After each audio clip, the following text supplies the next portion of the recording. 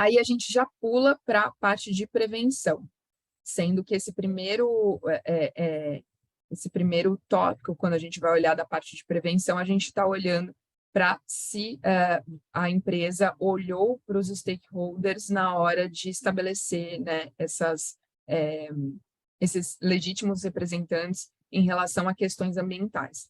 Então, se vocês consultaram partes interessadas relevantes para cada um desses tópicos. Então, pensando, de novo, em cada um, né, desses itens, como a gente já passou, se a empresa não teve nenhuma conversa sobre esse tópico com os seus stakeholders,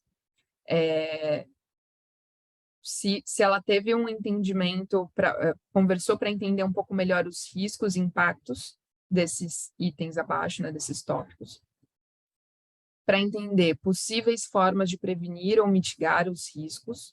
Então, aqui é para entender os impactos, aqui para entender formas de prevenir, aqui para definir como mitigar, aqui para avaliar o progresso, né, dessa mitigação e desses impactos. Num outro nível, para elaborar as estratégias, né, de prevenção e mitigação. E, por fim, de novo, abrindo uma caixinha para, se vocês tiverem outra relação, consultaram os stakeholders de vocês para outra ação relacionada a essas questões, né, aos tópicos que a gente trata como meio ambiente. Então, o que isso quer dizer, né? Qual que é a relevância disso? É a gente conseguir trazer um olhar mais amplo, de dentro e de fora da organização, para estabelecer tanto os impactos, né, a empresa estar ciente dos riscos e dos impactos que ela causa, mas também de como que a gente pode aproveitar, né, essas várias cabeças pensantes, esses vários pontos de vista, para buscar soluções, principalmente buscar soluções com essas comunidades impactadas. Então, aqui, essa pergunta eu entendo como uma das mais interessantes para a gente ter insumos de como as empresas estão olhando, de fato, para a sua cadeia de valor, para os seus clientes, para os seus funcionários, para as comunidades locais em volta dos seus negócios, mas também de como que a gente pode usar, né, essa pergunta para fazer uma virada de chave na mentalidade de alguns tomadores de decisão, né, gente? Vamos combinar que a gente precisa...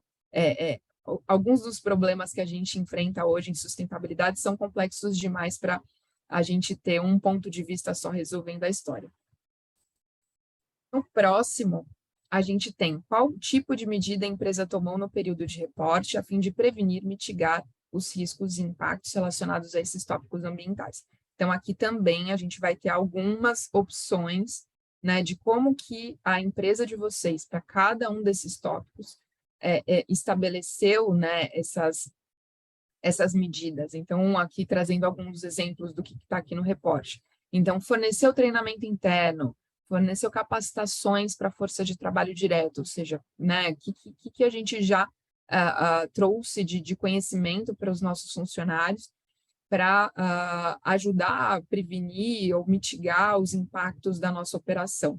Então, é uma operação que, por exemplo, gera muito resíduo, gera resíduo perigoso, de repente eu tenho ali postos de gasolina sob minha gestão e esses funcionários precisam estar super bem treinados, né, sobre qualquer tipo de vazamento, enfim, dependendo de novo, do modelo de negócio, do que vocês executarem, de quais são os riscos e impactos da empresa, vai fazer sentido uma ou mais dessas soluções, tenho certeza que vocês já fazem várias delas, e aqui vocês vão sinalizar o que está sendo feito, né? E aqui, nenhuma medida dentro do período de reporte. Essa daqui não queremos, hein, pessoal? Essa daqui espero que pouca gente preenche. Então, se não tiver nenhuma pergunta sobre essas perguntas até aqui, eu vou seguindo, vocês me param quando for necessário, tá? Aqui na nossa pergunta E4. Como a empresa avalia o progresso em prevenir e mitigar os riscos relacionados aos seguintes tópicos ambientais?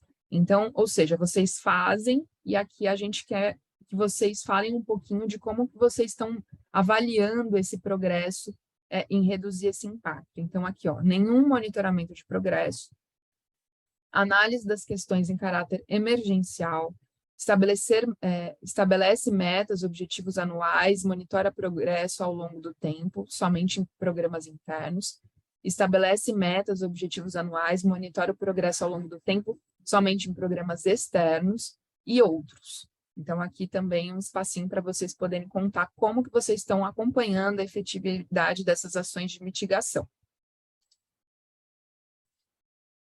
Aí, entramos na E4.1. Então, aqui, ó, se o entrevistado responder a E4, que definiu metas anuais, as perguntas abaixo serão exibidas para cada tópico relevante.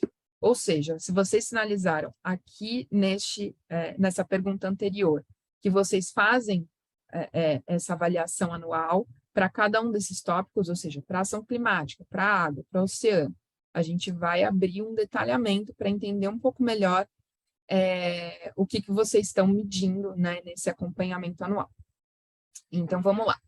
Para cada tópico ambiental em que a empresa estabelece essas metas objetivos de prazos definidos, que tipo de metas a empresa definiu? Então, aqui é um espacinho para vocês definirem essas metas. Então, aqui um espaço aberto, né, para vocês terem uma parte expositiva.